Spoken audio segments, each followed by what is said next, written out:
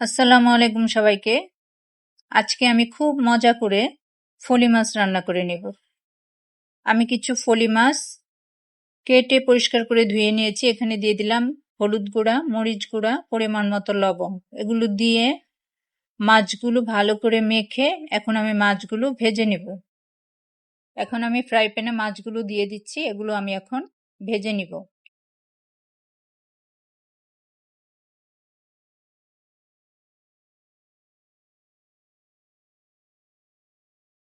আমি আর একটু তেল দিয়ে দিলাম। এই তো আমার মাছগুলো ভাজা হয়ে গিয়েছে। আমি এখন এগুলো তুলে নিচ্ছি। প্যানে কিছুটা তেল গরম করে এখানে আমি পেঁয়াজ কুচিগুলো দিয়ে দিলাম। মাছ ভাজার যে তেলগুলো ছিল ওগুলো আমি দিয়ে দিয়েছি, এজন্য পেঁয়াজগুলো হলুদ হয়ে গিয়েছে। পেঁয়াজগুলো যখন একটু নরম হয়ে আসবে তখন এখানে দিয়ে দিব 1 চা চামচ হলুদ গুঁড়া, 1 চা চামচ মরিচ গুঁড়া, 1 চা চামচ ধনিয়া গুঁড়া, 1 চামচ থেকে একটু কম করে জিরা গুঁড়া, 1 চা চামচ আদা পেস্ট, 1 চা চামচ রসুন পেস্ট। সামান্য একটু পানি দিয়ে এখন এই মশলাগুলো আমি কষিয়ে নেব। দিয়ে দিব কিছু টমেটো কুচি। টমেটো কুচিগুলো দিয়ে আর একটু নেড়ে চেড়ে এখন এগুলো আমি ভালোভাবে কষিয়ে নেব। এই যে আমার মশলাগুলো কষানো হয়ে গিয়েছে।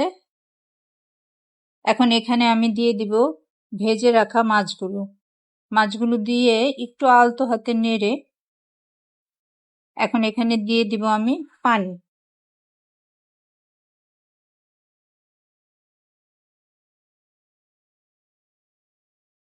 দিয়ে দিব কিছু কাঁচামরিচ, পরিমাণ মতো লবণ। এগুলো দিয়ে একটু নেড়ে চেড়ে ঢাকনা দিয়ে ঢেকে আমি এখন বেশ কিছুক্ষণ এটা রান্না করে নেব। মাঝে মাঝে একটু নেড়ে নিতে হবে। ঢাকনা দিয়ে ঢেকে আমি আবার কিছুক্ষণ জাল করে নেব। এই যে হয়ে গেল আমার তরকারিটা। এখানে এখন দিয়ে দিব আমি ভাজা জিরার গুঁড়া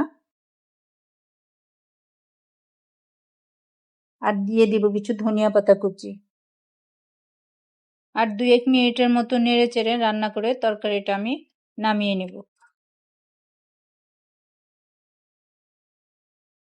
এই যে আমার রান্নাটা হয়ে গিয়েছে, আমি একটা বাটিতে নিয়ে নিচ্ছি।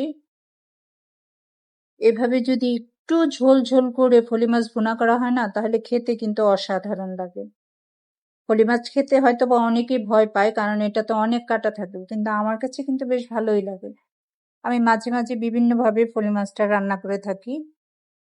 এভাবে ফলি মাছ ভুনা করে খেয়ে দেখবেন এটা কতটা মজা হয়। সবাই ভালো থাকবেন। আল্লাহ হাফেজ।